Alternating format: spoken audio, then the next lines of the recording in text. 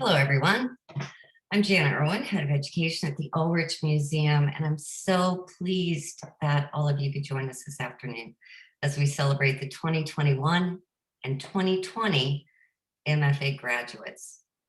I'd like to thank, of course, our program partners with Writing Now, Reading Now, Creative Writing, the English Department, Fairmount College, and Watermark Books. And with that, I will turn it over to the director of the Creative Writing Department, Sam Taylor. Hi, Sam. Hi, Jana. Thank you. Thank you for helping organize this, and as always, for all You're welcome. As the director of Wichita State's MFA program, I want to welcome everyone to our first and very likely our last WSU MFA graduation reading to take place by Zoom. While we miss gathering together in person to celebrate this occasion, I'm sure we are also joined today by friends and family who would not otherwise be able to attend an event in person. And for this, we are glad. This year's reading is also unique in that it features not only the graduating class of 2021, but also the majority of the graduating class of 2020. We were only weeks into the new coronavirus crisis last year when we were forced to cancel the 2020 graduation reading. At the time, we hadn't yet resigned ourselves to how long the crisis might last and the need to adapt new modes of normalcy. I'm therefore very glad that we are able to include the 2020 graduates in our reading today. The graduation reading represents an important milestone for our students, both a celebration of all they have accomplished during their time in the program and a transitional threshold as they turn to sharing their work with a larger public. We are always proud of our graduates, but we are particularly proud of those who have graduated during this difficult year, in many cases meeting the circumstantial challenges we have all endured with a renewed commitment to their solitude and work, in which they have discovered newly clarified values and priorities. We will begin today's reading with the 2021 graduates, Kelsey Abendroth, Tyler Dillo, and Austin Putty, and then proceed to hear from the 2020 graduates, Dan Arndt, John Darr, Sydney Martin, and Becca Youncer. As each writer completes their reading, they will introduce the next reader.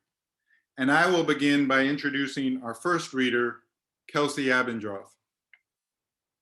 A Kansas native, Kelsey started her writing career in the first grade with a story about a cheetah and a giraffe, an unlikely duo becoming good friends. It was a big hit among her classmates, and she's been chasing that high ever since.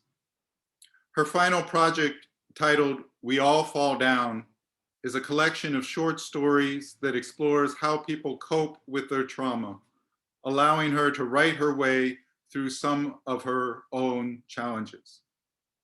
Please welcome Kelsey. Hello, everyone. Thank you, Sam. So today I'm going to read a section from a story called Made for Her, and it requires that I give you a little bit of information. So the story is about Wren, whose full name is Renee, a 10-year-old girl who is overweight. Her mother controls her diet and, according to Wren, refuses to let her have anything that tastes good. One day she brings home a piece of cake from a birthday party that was had at school, and she hides the cake under her bed and waits for the right time to eat it. We begin the story the day after she brings the cake home. Wren sat with Jenny and their friends at a lunch table and nibbled on her last carrot stick. Her stomach growled. The waistband of her pants cut into her belly, and every time a pang ripped through her, she pushed her stomach out because it hurt less than hunger cramps.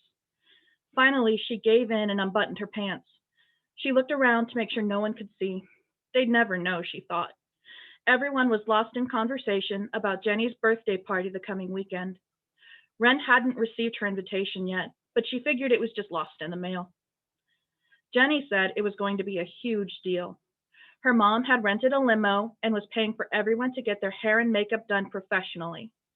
Jenny told the girls that they needed to wear their nicest dresses, and most of them said they already bought new ones just for the occasion. Wren thought about which dress she'd choose for the party. She had a lot of pretty dresses. One was blue, flowy, and had rhinestones, and Wren felt like she was wearing the ocean when she had it on. Another was light pink and covered in glitter. She wasn't allowed to sit on furniture when she wore it because every time she stood, she left behind a trail of glitter. Her favorite dress was as close to a princess dress as she had ever had.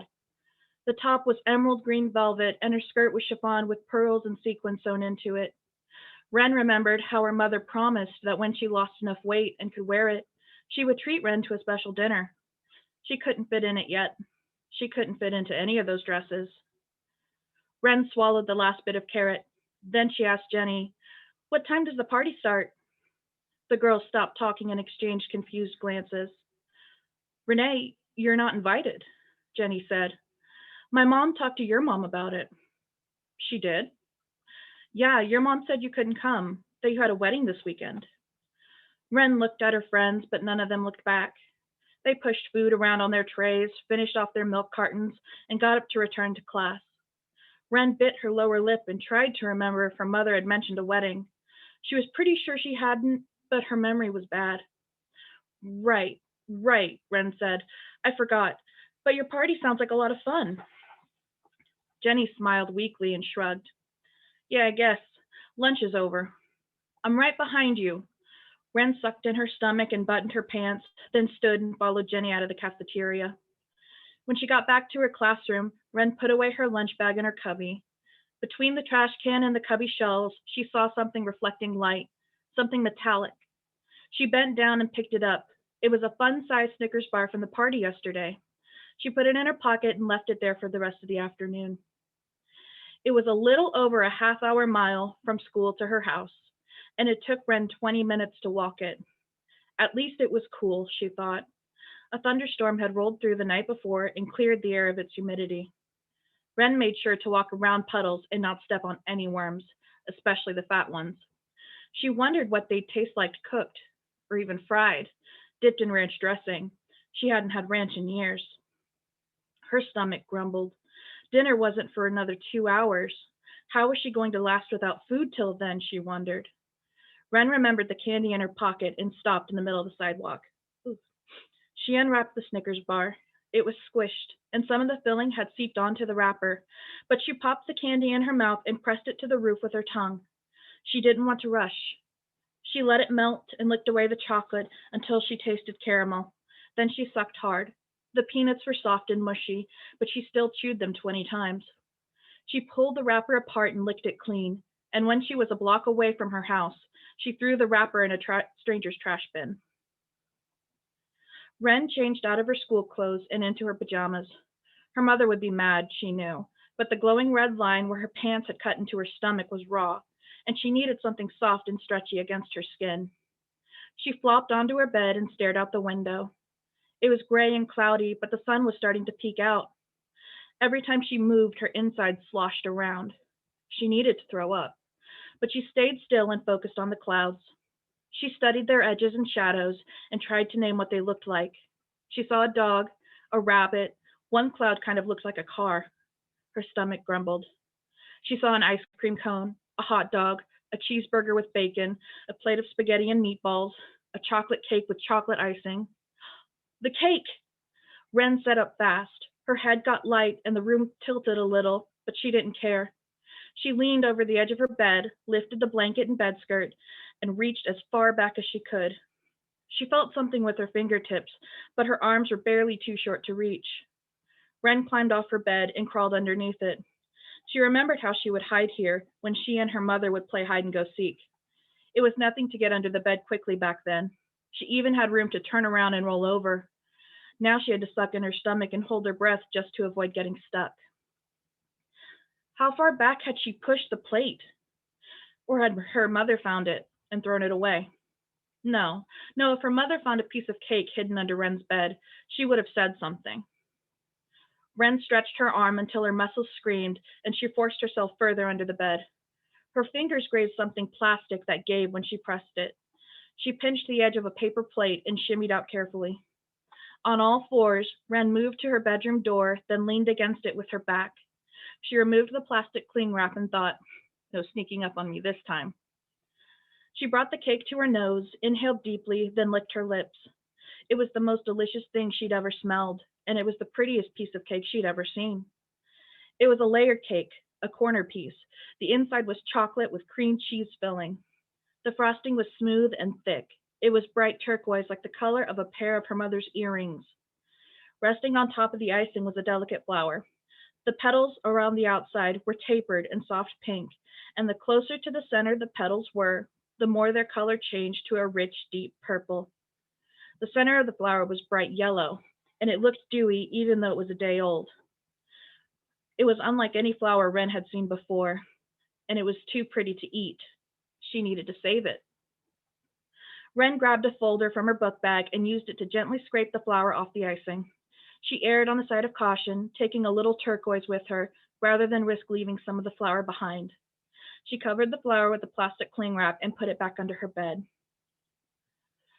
Wren ran a finger across the top of the cake and put it in her mouth. The icing was so sweet. It didn't taste like anything except sweetness. She repeated her action, this time scooping a larger portion of icing. When she licked her finger clean, she examined it. Her skin was stained, especially around the fingernail. How would she explain that to her mother? She wiped her finger on her pants, but the color remained. The front door closed hard and loud. Her mother was home. Wren scrambled to hide the evidence. She'd eat the rest of the cake later, after her mother had gone to sleep, and then pushed the plate back under the bed and ran to the bathroom. Okay, our next reader is Tyler Dillo. Tyler Dillo lives in Kansas, where he is the current poet laureate of his one-bedroom apartment. This afternoon, he will be reading from his thesis titled Calling Home by Its Name. Thank you, Kelsey. So I'm just gonna jump right into it. This first poem is called Tomato Living. If I wanted to live, I'd be a sun-dried tomato, picked by hand, picked by a grandmother, left to dry in the sun. When I'm covered in olive oil, red draped in orange, alive in a glass jar, preserved to be eaten. Place me in water, boil me home. It bubbles, and I'm sealed into living, placed on a shelf to collect, to be eaten, to be shared, on a plate in the shade of a summer day. The wind blows, and I'm swallowed, gone. Thanks, that's the first one. I think it's the most fun one. Now they just are kind of sad, but that's okay. The next one's called What I Look Like in Pictures. My teeth whiter from not smoking, my teeth whiter from the toothpaste. I'd floss, gums bleeding. I'd floss till I was pretty, and I was pretty. I took up running, I took up chewing nicotine gum. It is all disgusting, and the more I run, the more I hate my face, and the more uncomfortable I become with my body. In pictures, I'd look better headless or with no body at all. And this one's called Honey Blouse. You call the act of love breaking horses, and when I don't agree, it breaks you. I grab the collar of your shirt and unbutton the button, the top button unbuttoned, and it all comes undone. When I say honey blouse, I mean sharing slices of peach from a bowl, the arch of my nose pressed into you, licking icing off a chocolate cake is undressing, honey, honey.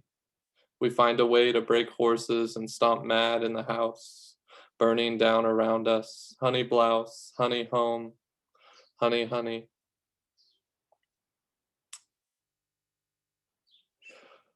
This one is The Shape of Me into You, and it's just a little bit of a love poem, I guess. The shape of me into you. There's a heart-shaped pillow, bedazzled and breathtaking in the shape of your arms. You wear red lipstick, You wear a nightdress that wears you like a red coat in a cold room. We come together. Your arms fold over my sides. I spill into you. Take your shape, your hair falling over my shoulders. Look at how close we are. Look at how we take the same shape. Look at how wonderful it is to be alive and waste all the time you want kissing. And then this is my final one. It's called Paella, or How to Host a Dinner Party. Sweat onions and red peppers in a pan. Add fish stock and rice, Spanish rice. Then add more fish stock. Cover the pan and talk about dessert. Ask if anybody wants a drink. Does anybody want a drink? Muddle strawberries and honey to mix with champagne and gin. Take in the moment before you add clams and mussels and langoustine. To appreciate how your friend parts their hair. It's parted to the left. Now as you think about your friends, ask them, do you ever think of me? Then place the clams, mussels, and langoustine in the rice. Let it simmer in the stock. Your friends won't know what to say, so don't forget to top the dish with saffron. Your friends will be a little drunk. They won't notice if you forget. Serve the dish and ask again, do you ever think of me? Thank you. So our next reader is Austin Putty, who's following in the great footsteps of local Louisville celebrities of Muhammad Ali and Jennifer Lawrence. He has work that appears in Microcosmos and X-Ray, and despite graduating this year, the thing that changed his life the most is receiving an air fryer for Christmas. So won't you give it up for Austin Putty and let him Louisville slug your way into our hearts? Thank you, Tyler, for that wonderful introduction and for being such a great friend and office mate these past 3 years. I'm going to be reading a story that's a little silly. So for some background, our main character, Tashara, has been with this man named Glenn for about a year, and he's recently suggested they move in together, take their relationship to the next step. Tashara's a little uneasy about it, so she does the most logical thing next, which is to open up Tinder and see what's out there. And she gets into this kind of message exchange with this guy whose profile pictures are all of snowmen. She thinks it's like a joke, which leads us to this blind date. No, I was not catfished. Catfishing is when you're tricked into thinking the person you were talking to is someone they're not. I got exactly what was advertised. My date was a hulking figure shaped in 3 spherical lumps. He introduced himself as Derek, and I told him I was Tashara. When he sat down, he took off his mistletoe patterned scarf and bowler hat. I took the chair next to him, still a bit stunned. I had a suspicion that underneath that beige turtleneck he was wearing, he had buttons going down his chest. His carrot nose was pierced, and I was surprised to find myself liking it. The rest of him was harder to swallow. My date was a snowman, like a real, actual snowman. Still, Derek seemed well-mannered enough. He ordered a water with extra ice. I got sake, warm. A delicate Chinese fiddle played over the restaurant speakers, its melody broken by the clatter of plates and silverware. Waiters who passed by couldn't help but slow their gait to look at him, to say much less of the other dinner-goers at their tables. I didn't like all the attention he drew. It was embarrassing, and it made me want to leave. After taking a drink, Derek cleared his throat and turned towards me. To address the elephant in the room, there's nothing magical about the hat. I'm just bald underneath. I forced a laugh, bad as the joke was, then took a sip of my sake to keep from screaming. Solid icebreaker, I said, my voice struggling to disguise my sarcasm. The night was already so much weirder than I'd imagined it. I couldn't even cheat like a normal person. My whole life I had never cheated on anyone, so whatever this date was turning into felt like Murphy's Law in action. Thanks, he said. He patted his forehead with a napkin. Any questions about my corporal situation? I know it's a bit of a shock. I'm not even sure what to ask, I said. It was hard to look him in his eyes. They were 2 beady coals, right there plumb on his otherwise guileless visage. It was unsettling. It's fine. You don't need to force yourself. I know it takes some getting used to, said Derek. You're a snowman. I am, constantly, if I might add. So did someone build you? I felt my face grow hot at the stupidity of the question, of the situation. Derek let out a hearty laugh. I cringed. Figuratively speaking, we're all built by other people. No man is an island and all. That's very poetic, I said. I've heard keener insights from toddlers. Derek filled the pause with another sip from his glass. So what do you do? We never really talked about that stuff over Tinder. I work at a preschool. I focused on the Lotus-themed wallpaper, hoping to get through as much of the conversation and the night as possible without having to look at him. I was already being rude, so what did it matter? Working with kids is difficult, said Derek. I'll bet you're really passionate about your work. No, I figured out I don't like kids. Should a preschool teacher be saying that? I shrugged. I hate kids and the kids hate me. Derek was quiet for a moment. Then he snorted. You're funny. I'm kind of snarky too, but I guess you already know that. I picked up the menu and wondered if Derek would pay for me. Surely he would. He seemed like the type. I deserved to get a free meal out of the night, at the very least. I've never been to a place like this before, where they make the food right in front of you, said Derek, smiling. I'm excited. I forgot to mention, they're at a hibachi grill. Or I think that was in the story. Yeah, whatever. My eyes stayed glued to the menu. I'm excited for you, I said. The conversation was headed for another stalling point when the chef appeared at our table and began to put on a show with flipping knives. The chef threw them high, tapped them against the grill like drumsticks, slice air. Derek watched, an expression of wonderment on his face, but something about it seemed strained. I heard a tick, then another, though what it was I couldn't place. The chef tossed a bottle of cooking oil in the air, caught it, and squirted its contents across the grill. He brought out a lighter, gave it a flick, and the oil burst into a plume of flame in front of us. I flinched at the heat. The ticking sounds picked up speed. Although his body was already pure white, Derek seemed to pale. He raised the two twigs that formed his eyebrows at me, his mouth agape. Wow, he said, and he fanned himself. It gave me an idea about the ticking noise. I looked behind Derek's chair and, sure enough, saw water dripping from his backside onto the floor.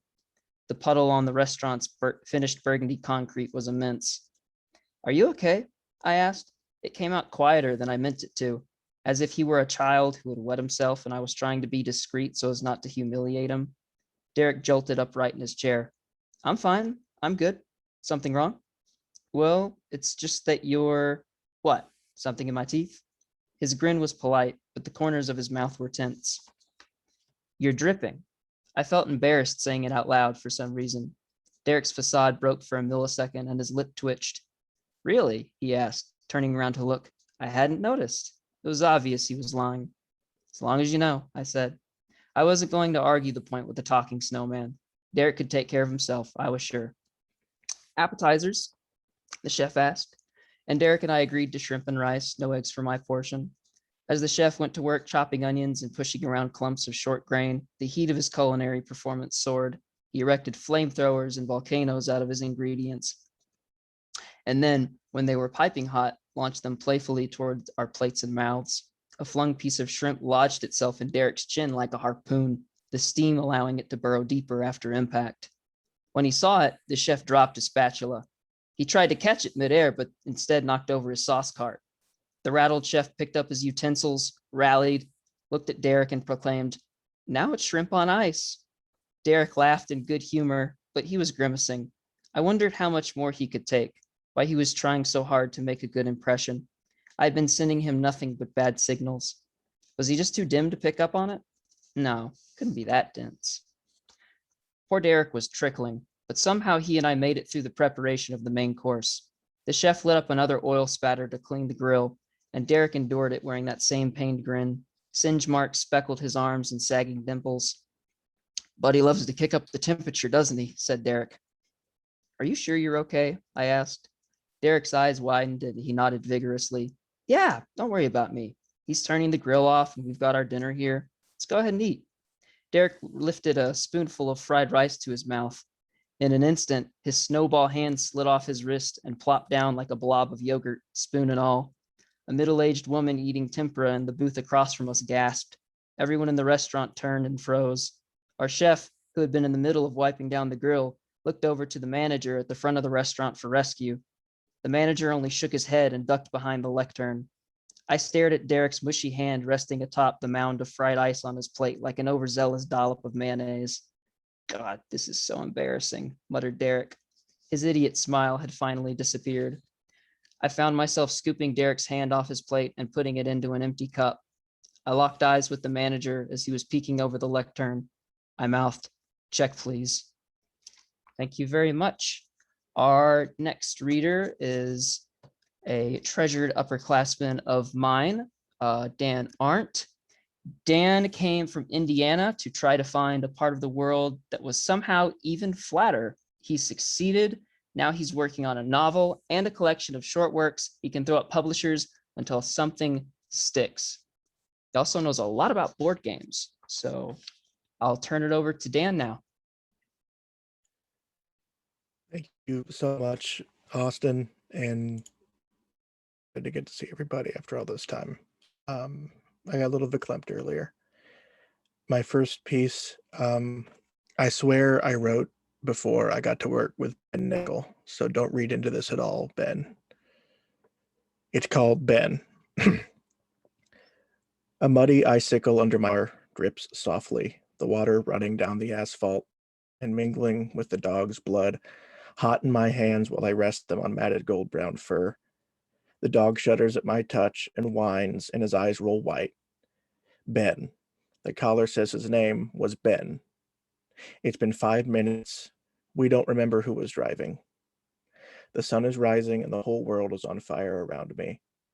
Ben won't let me look for a phone number, snapping at my fingers with teeth ringed by pink foam. He isn't a big dog, probably a lab or a retriever. Young, I think. He hasn't grown into his ears. My wife sticks her head out, her makeup running. Can we get him to a vet? His front legs are mangled, his back is broken. His name is Ben. Ben. Ben. He looks like a Ben. Ben, Ben, Ben. She chants his name and I chant it with her under my breath. I whisper his name as I run my hand down his fur, soft touch, soft. The fur gets wet the further down you go, and my fingers are sticky and hot again. There's a rattling as Ben gasps and his belly rises, shaking under my hand. He's only crying to himself now. We talk back and forth. She chants his name and I think about what's next. Ben, Ben, Ben. He doesn't need this. Ben. Bleeding out on the pavement, sobbing and whimpering. Don't. It's the least I can do. You didn't hit him. Neither did you. Oh, Ben, Ben. The silver of the heavy tire iron is stained when I open the trunk, reflecting a bloody sunrise. My knuckles crack as I hold it, the skin turning white as it's pulled tight across the bone. The iron shakes in my hand and I want to drop it. Murder weapon, tool, murder weapon, tool. Sweat on my palms and on the iron. I kneel back next to Ben and put my hand behind his ear and scratch him where someone has scratched him every day before. I try to scratch his belly and his side, his back, his muzzle.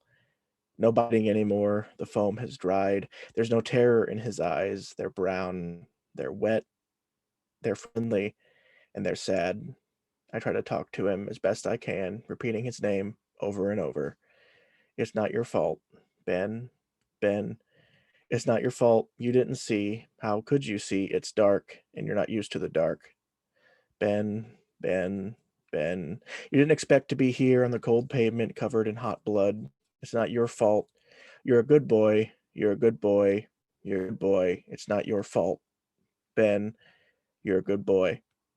I raise the iron above my head and my wife sobs and I bring it down and there's a crack and a clang and one last whine and the belly falls and the ears go limp and the eyes close. The iron goes back into the trunk. I'll wipe it down later. I check his tag. It matches the mailbox across the street. I hear a name yelled by a man's voice and a woman's voice and a boy's voice. Ben, Ben, Ben. The second piece I'm reading is called Waterlogged. I am drowning. I drowned. I will drown. The water is pressing in around me and the roar of the truck gets quieter and quieter while I struggle with my seatbelt and one last bubble of air leaves my lungs. Silence for a moment. Deep, heavy silence. But then I hear the loud pumping of blood in my ears, drowning out the storm lashing against our bay windows. The walls thump along with my heart. The odd bit of rain seeps down the chimney and hisses on the blue, red, orange fire. The heat and warmth and light don't reach me where I sit. The flames seem to almost shrink from me. If they touched, I'd dissipate like the rain, gone in seconds with nothing but a soft noise. Or maybe I'd smother the fire with the ice of my skin. Jamie is warm and living, and she turns to me and says something. She's frowning, and her hand is on my knee. I'm drifting through channels on the radio. Her voice is cutting in and out, distant and muddy, too bassy and too quiet to hear. I shake my head and feel the water sloshing in my brain, and I scratch my ear, and a trickle of water pours out, and I finally hear her. You should probably call the police, even if they're not looking for you anymore, she is saying. Do you pluck your eyebrows still? I say, looking above her, worried blue eyes at the arches that didn't match her hair. They're thicker than I remember, connecting just above the bridge of her nose. It's faint, only a few dark brown hairs standing out against her skin, but they do connect.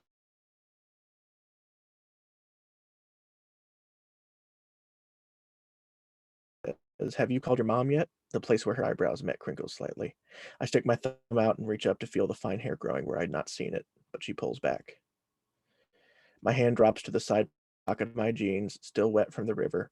It's an automatic action, feeling for my phone without looking, checking against my thigh to make sure it hadn't fallen out in the river. Or the storm. Her eyes follow my hand, and I see shadows in them. Thunder rumbles a few miles off. Do you still have your phone? My girlfriend says. I pull it out from my pocket and absentmindedly push the button on the side. It lights up and shows the company logo, then it goes black, and then it flashes the logo again. We sit and watch it cycle on and off for a minute. Water damage, I say as I place it on the arm of the couch. My hair is drying, and thin lines of water are running down my neck. My jeans and shirt are cold, and they grip my body and cling to my skin. I look at her eyes, deep green under those dark eyebrows that connect in the middle where they didn't used to. Can she see the color of mine? I feel them bulging out of my head, milky and blue, denatured by the cold river I crawled out of. Am I really seeing her? The phone is ringing. Her name is on the screen. Amber Doyle. Doyle. Mom, yeah, it's Tom. I try to respond to what I can hear, but my ears are filling with water again, and she's gone muddy. The Ohio, I think, about 5 miles downriver. I don't know why they didn't find me. No, I don't know what happened to the car. I'm fine. She continues to talk, but the water is pressing in on my ears, and the silence roars. I mumble, I love you, but maybe she didn't stop for me. I hang up and hand the phone back to Jamie, still crinkling her thicker eyebrows and frowning. She asks me something, but I can't hear her. I need to warm up. It's hard to walk. There's a heaviness in my legs, and they don't want to bend at the knee. The stain on the couch is shaped like me, but a me with the edges shaved off and the lines blurred. Darker blue me spreads slowly across the cheap upholstery and into the wood, rusting the springs so that the next time someone pulls it into a bed, it'll scream. I ruined the couch. The water in my jeans and my shirt drips quietly onto the hardwood floor. The water running down my legs and pooling at my feet makes me feel like I'd run in from a pool, and I expect my dad to appear and yell at me about warping the wood. We'll get a new one, go dry out, Jamie says. Her eyebrows have uncrinkled where they met up the bridge of her nose, and now she's watching the red and blue in the fire dance and hiss. Had she missed me while I was in the storm or underwater? A few more steps, and I'm by the door that leads back to the bathroom and dry linen and warm clothes. Where was I? My hand is against the rough wood of the door jamb, and it rasps against my clammy skin. She says, looking at me without turning her head. The whites of her eyes flash like lightning, and her hands are tight. I take a step towards her. Where was I? I take another step and put my hand on her shoulder. How heavy is it? She touches it gently with long fingers, and I feel the warmth of her seeping into me before she pulls back, that bit of warmth. I need to hold back onto it, but it's fading down my fingers, and I almost can't feel it anymore. I step past her and put the hand still warm from her touch into the hearth, into the dancing red and blue, and there's one big hiss as the water evaporates from my hand, but the warmth of Jamie goes with it, and my hand is ice. The skin goes red and blisters white, and they pop, and the whole hand goes black. You need to dry off, Tom, and call your mom, Jamie says. I want to say, but I did call her. I just did look at your phone, but I wonder if I had. She watches the flesh bubble and melt as my hand sloughs off, and the bone chars and cracks in the heat of the fire. There is heat there, heat in the fire, like there's heat in Jamie and my mother and in the engine of a speeding truck. It melts the ice of me until I wonder if there's any warmth underneath. Did I get to say goodbye? I do. I pull my hand out of the fire and walk to the linen closet for a towel, which I hold in my black bone hand, the ligaments melted, the joints of my knuckles splintering. The bathwater comes out in spurts, choked by old pipes. Steam rises from the hot water that begins to fill the bath, and I run my hand through it, and the flesh is back, and I feel the warmth of it again. When it fills the porcelain tub, I fit my unbending legs in and sit while my skin scalds and blisters. I sink down into the water without holding my breath. How long am I down there? I stand by the fire, the water is dripping out of me. It runs out onto the wooden doors and forms puddles in the corners and in the middle of the room and evaporates when it hits the fire. Everything is muffled and bassy. Lightning flashes before the low rumble of thunder hits. No, not low. The walls shake and I see a picture fall, and the lights flicker, and the storm is right on top of our house. The water coming out of me is up to my knees, and Jamie is gone, and up to my waist, and the fire is gone. I hear a crack of thunder when the water hits my neck, and I think, oh God, I'm drowning. But the thunder isn't thunder in my ears, filled with water, water that rots my brain, turns my rigor mortis leg to sponge. I can't see her anymore. My bulging blind eyes see nothing, and the thunder is just the sound of a motor 30 feet up, and I can't see or feel or breathe. The thunder becomes a whisper, the motor moves past, and I drift slowly down. Thank you. I get to introduce our next person, a close friend and someone who was my office mate for 3 years, so I don't know how they put up with me, but they did. John Dar is a poet, editor, and educator in Washington, D.C. They're currently working on a poetry project about sea lions, chilies, and alternative dog walking strategies. It's called Crushes One, which is kind of misleading. Also, their poetry is not for dogs, which I mention only so the dogs out there will know how cool they are for listening. What's up, you cool dog? Hi, everyone. I'll just jump right into it. Thank you so much, Dan, for those pieces and the beautiful introduction. Intro poem. Hello, everybody, and welcome to Intro Poem, a small podcast for the modern era. I'm your oldest brother, John Dar, and today we're going to take a time machine back, way back to the origin of art, the relationship between suffering and poetry. We all know that many great works of art are depressing, high conflict, or both. And we also know of many famous artists whose lives were depressing, high conflict, or both. Since high school, I've half joked, half prayed that every awful experience I have will one day bloom into art. But the one thing I've come to absolutely know is that we are not at our best when we are suffering. We are not the best writers, we are not the best friends, and we are not the best people. And there is a guilt compounded when, as an artist, we find ourselves in the suffering artist position without the will to create. So I wanted to thank everyone here who has helped pick one of us up. Dan, Kelsey, Tyler, Becca, Austin, Sydney, or myself. Because when you did that, you most obviously helped us as people, but perhaps less obviously, you helped us get to a place where good writing feels possible. For myself, I want to thank the support of my family, as well as the Collins family, for giving me ground to stand on this last year. And I want to give a special thank you to Caroline, who helped me scramble out of tunnels when neither of us could see the light. After careful consideration, I've decided that I've had enough tunnels for the time being. So I hope you'll take my hand and join me on this radical, silly, and hopeful conversation that these poems prefer to have. And this is my first actual poem, Morning. Cup of Joe. Grab your cup of Joe here. A cup in one hand and Joe in the other. Really energizes me for other work routines, like looking delicious in a suit, calling all the right people. Me and Joe, solid and liquid as they come.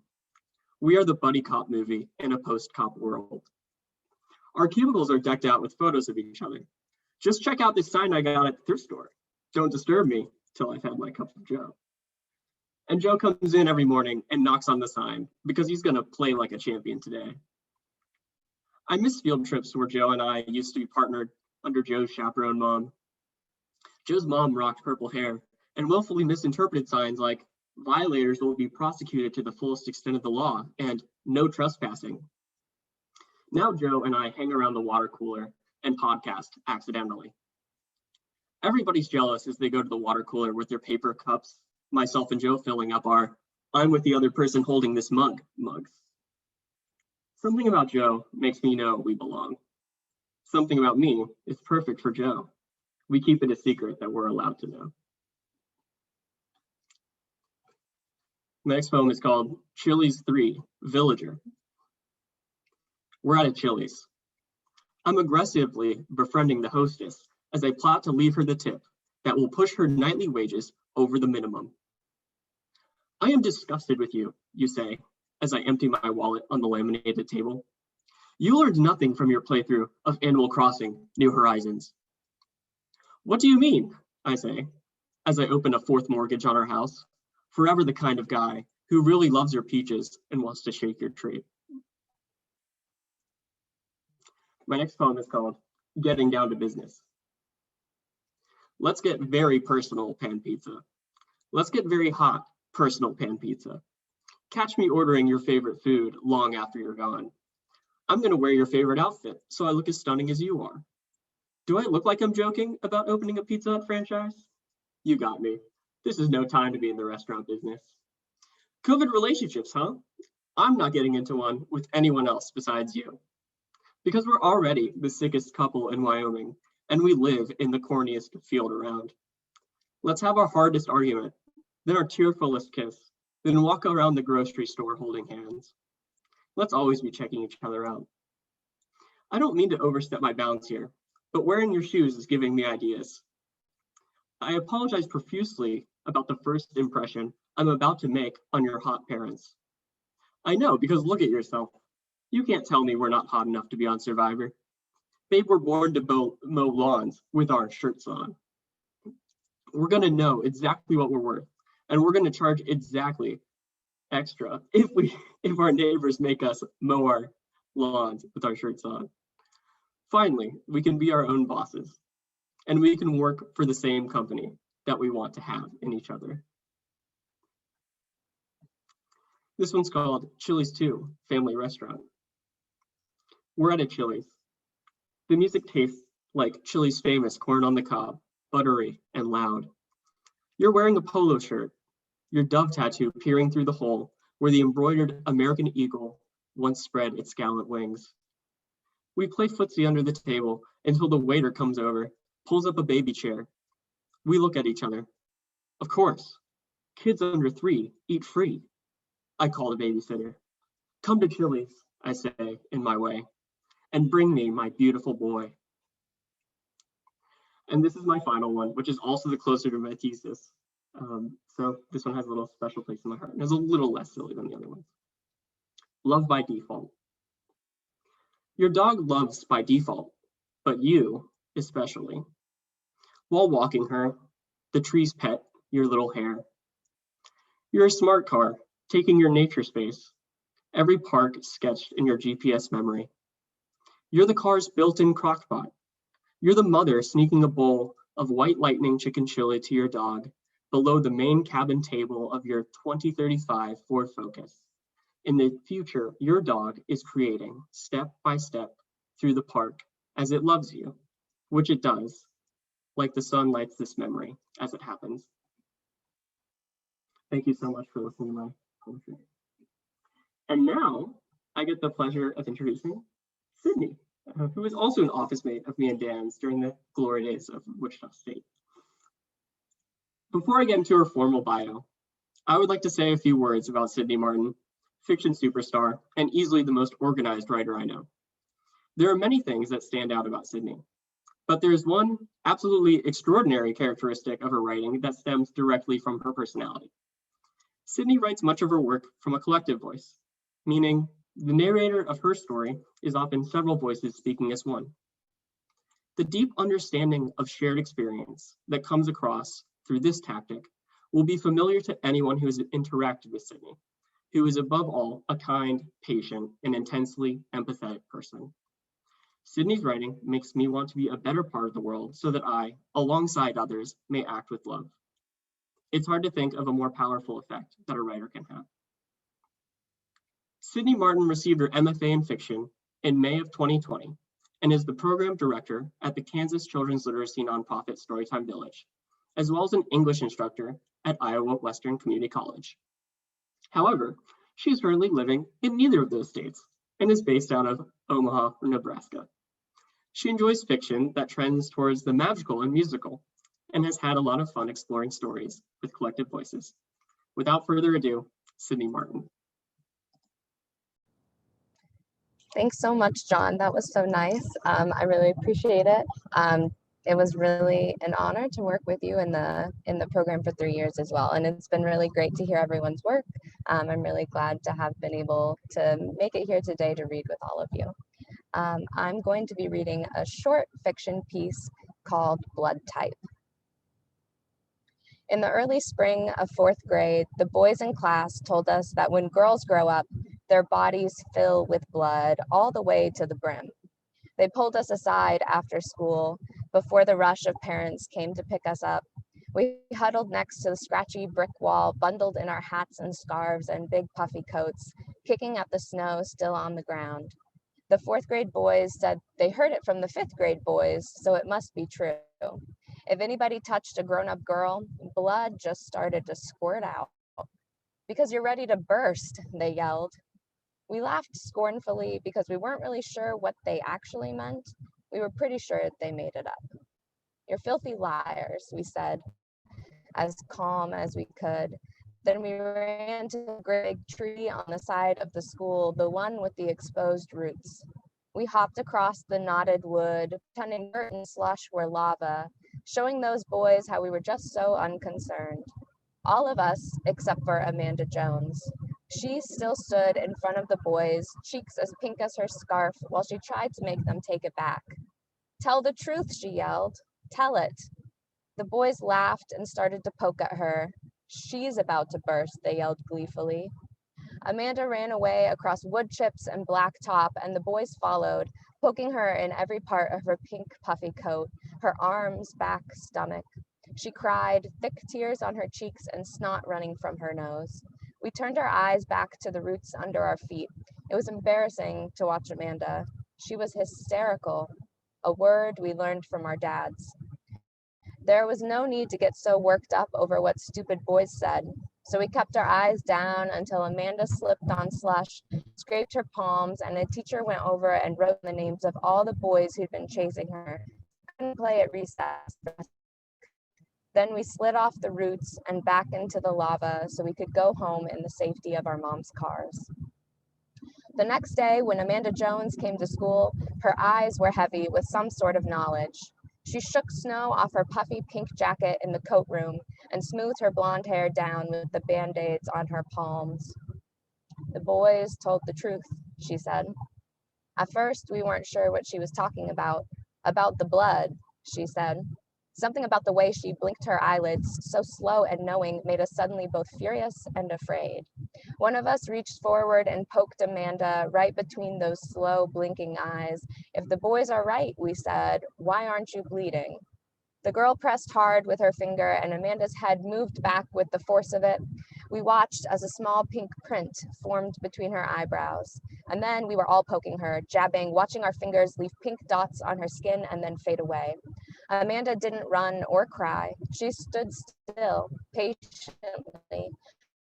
She knew this was how we would respond, and she was doing us a service by standing so still. It made us even more furious and more afraid, so our poking came harder and until one of us pushed too hard on her chin, and Amanda's jaw snapped shut with a clack. We froze, hands stretched in front of us. A small bead of blood ballooned on Amanda's lip. She licked it off, blinked, and walked calmly out of the coat. We stayed behind, staring at our hands. Later, we tried to apologize to Amanda during recess, but she just shook her head and climbed to the top of the frosted monkey bars.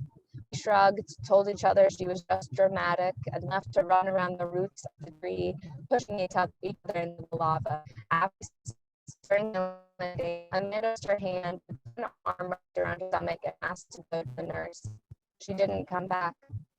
Only then were we convinced it was all true. We passed notes to each other the rest of the afternoon, horrified that Amanda was bursting with blood that very moment. She had always been more grown up. Her mom let her wear lipstick, and she carried a little circle mirror to check and make sure the red didn't smudge on her teeth. She was very professional about it.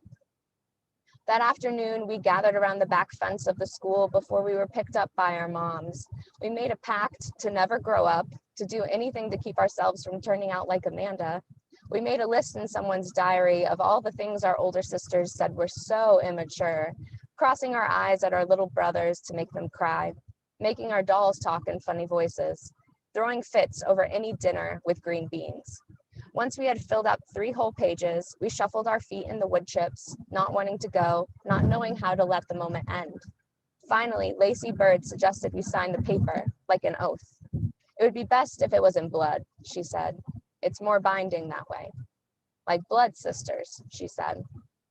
But no one had anything to prick our fingers with, and even if they had, no one would dare do it. We were all afraid we were already too grown, that blood would gush out and never stop.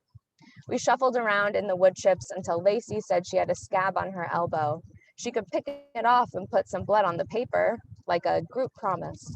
We all nodded and winced when she peeled back the crust of her scab to smear rusted brown on the diary paper. When her elbow blood slowed to only a few drops, we let out a deep breath we hadn't known we'd been holding. Then our moms honked their horns.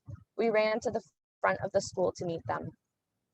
Amanda came back to school and was almost normal again, except for the fact that she didn't play with us at recess. We kept a close eye on her and kept to our pact. And we started to watch our moms, to imagine how they could move with so much blood inside them. They weren't afraid of blood. They painted their toes every shade of red and wiped our brothers' bloody noses and kissed our scraped knees when we fell.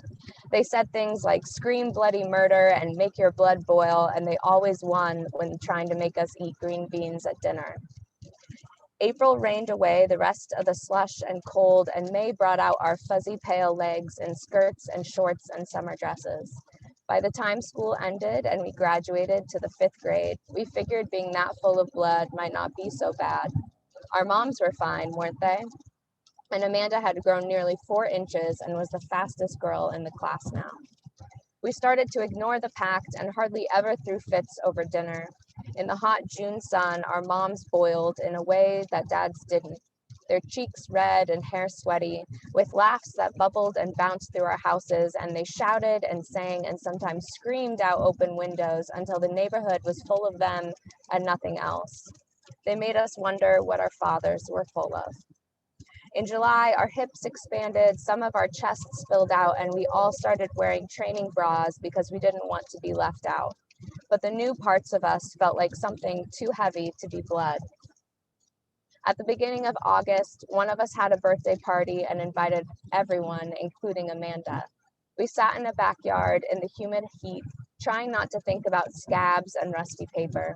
Our moms laughed and shouted at each other while they danced in the grass barefoot. They gestured for us to join, windmilling their arms wildly. We pushed hair off our sweaty necks and looked sideways at each other, not wanting to be the first one up. It was Amanda who stood first, slowly, her pink dress floating around the smooth roundness of her knees. She glided across the grass, and then she was in the middle of all of our moms, just like them, with long arms waving over her head like a gentle breeze, head turned to the sun. We looked at each other. There was something in our eyes that hadn't been there before. Our blood pulsed together, and with one breath, we stood to join, blades of grass brushing the bare pads of our feet. We danced, becoming what? We don't know. Thank you, guys. So I have the pleasure of introducing our last reader, which is Becca.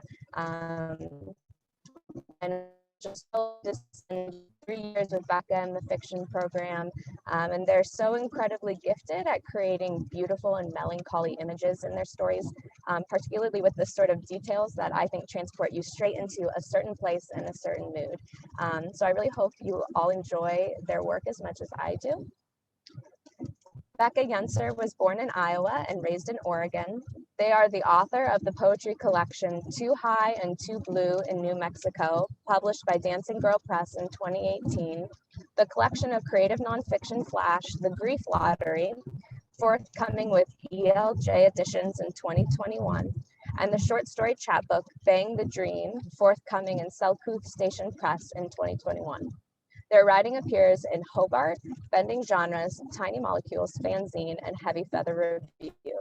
Youncer is also the associate editor at X-Ray Literary Magazine. Turn it over to you, Becca.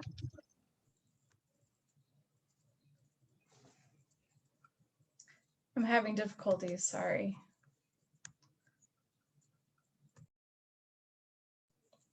Okay, cool. So the Gen Xer in me, and thank you, Sydney, that was such a sweet introduction.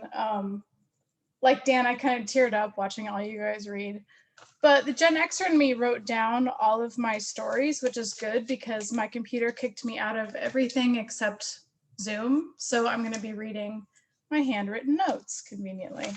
I'm probably just gonna read a really short story that's fiction, and then I'll just read a few flash pieces. The first, which is fiction, and the second, which is creative nonfiction. So this one, I'm imagining everyone's faces. Okay, people are watching. This is called God's Country. I used to fish with my dad way up in the mountains of the Frank Church Wilderness of No Return. He made me, hopefully you can hear me, yes. He made me kill the trout I caught with a miniature baseball bat made from splintered wood. Their lips were wide and white and reminded me of sinew.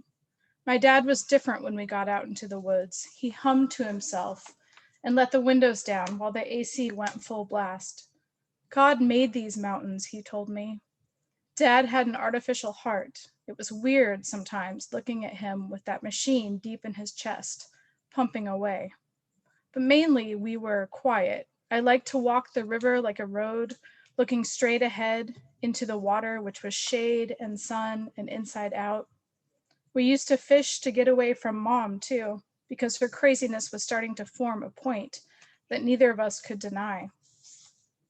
Last time I was home, Mom would seem normal for so long. She would wash the dog's dishes, water the cherry trees. She would watch TV and laugh at the right time. And then, almost too slow to notice, she'd start to say some shit. Where's my egg carton? Mom? I had it, words. She'd shake her head. You probably don't remember, just like in Missoula when we had Nixie. It was best to nod your head, then go into the kitchen and make yourself a quick drink, no matter if it was 10 in the morning. No one knows what it's like to go from living in God's country to living in the mess of the Midwest. Even the birds hate it here. I can tell by the way they roost in the trees in the shade as long as possible before fishing in the shallow, stinking water for God knows what. The last time I went back home, my dad got us 2 fishing passes from Walmart. We fished in desert canyons and arroyos filled with cold rainwater during the monsoon season. We were taking the San Pedro Highway up to the village of Tijeras. I kept looking around out every window of the car. The place was like a painting that wouldn't stop. Dad had on gym shorts and black circulation socks. The road got more and more windy the higher we climbed, and narrow too. Every few miles, he swiveled his head to see what other fishermen were doing, what fly they were using, or how many fish they had in their tackle box. Every time he did this, he swung over the center line, and I'd yell at him to get back into his lane. Finally, we stopped at a gate. This is it, he said. You'll want to walk up ahead on this dirt road, and then turn left at a big cabin. Meet you a little later on downriver, or I'll come up your way. I nodded. The sun bore into my eyes and the green of the meadows looked like a joke among the desert bluffs all around us. I walked slow, listening to the stillness. The river was small and almost not worth fishing, but I looked for spots that might have a trout or 2. A minute down the road, I came to a deep hole. Wading up to my hip, I cast sideways to let the fly carry around the quiet part under a rocky ledge. I think too much time passed. I should have already headed downstream to Dad. The trees got darker as I walked. They seemed almost black on the edges. I picked up my pace.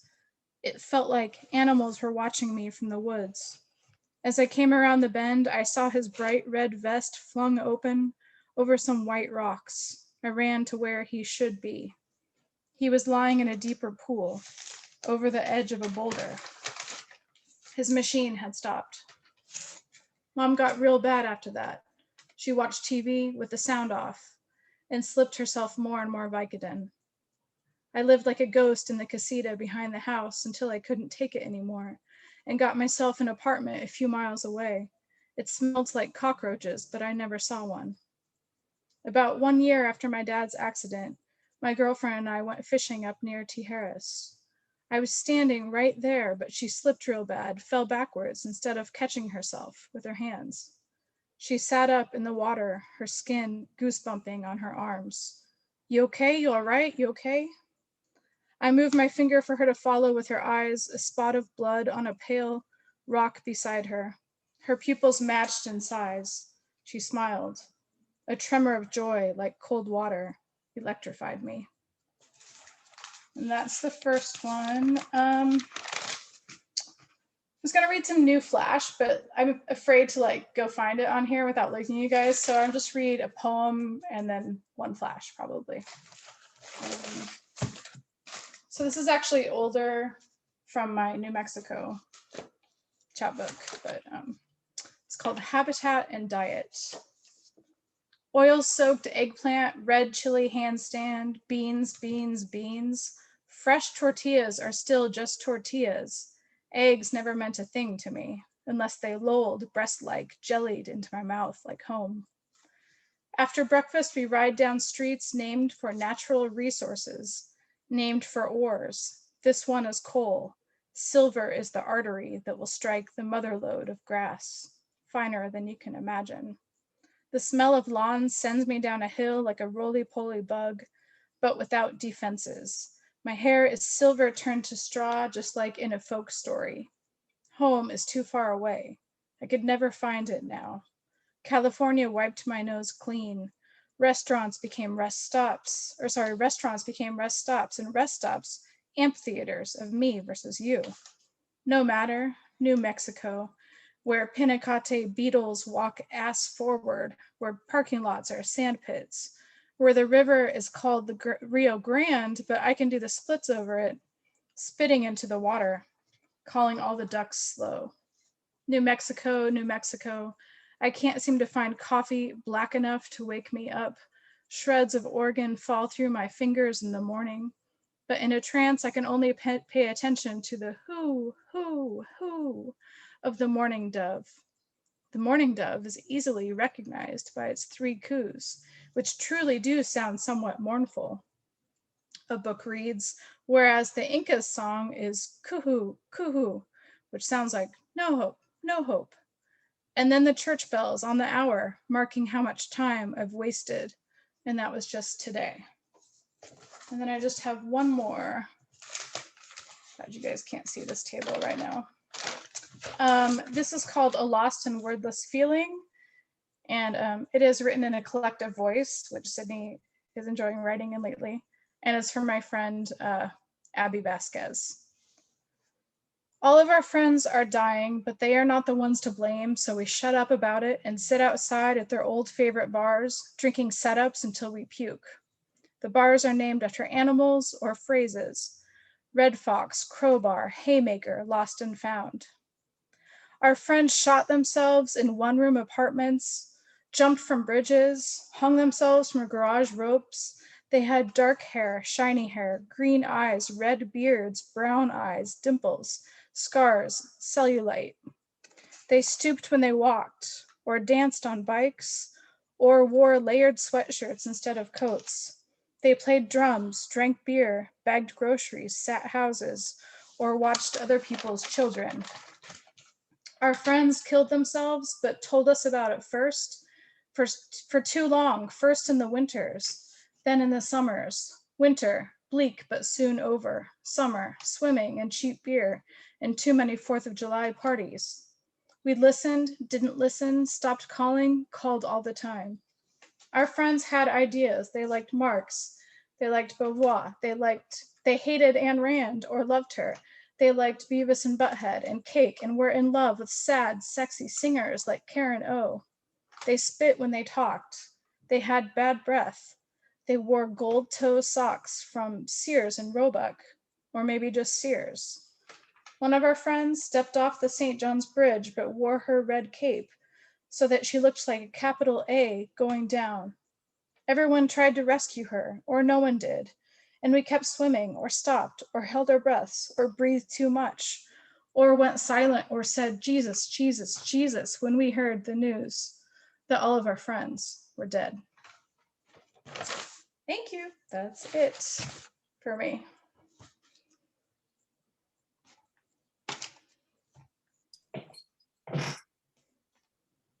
Thank you, Becca. I think everyone's going to join us. I want to thank all of you for such impressive work today. And we're going to anxiously follow everything that you do, your writing, your lives, everything. And we wish you all the best in all of your endeavors going forward. Thank you so much, everyone. And thank all of you for joining us. And have a Thank you, lovely everyone. Sunday. Thank you. You. Take care, everyone.